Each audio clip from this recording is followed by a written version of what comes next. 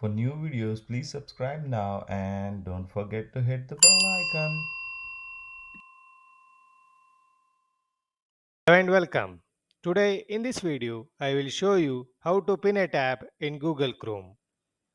Pinning makes sense if you have to work on several tabs at once and need to keep some of them open to ensure that you don't miss out on something. In this case, you can pin a tab by right-clicking on the tab and then choosing Pin. So let's get started. Right-click on the tab, then select Pin. Doing this will transform the tab into a small icon at the left, which will remain there while closing and reopening the browser window. Beside this, you can drag to reorder like this.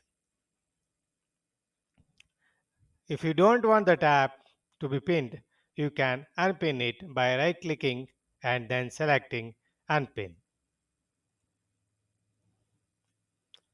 Thank you for watching this video. Hope you like it.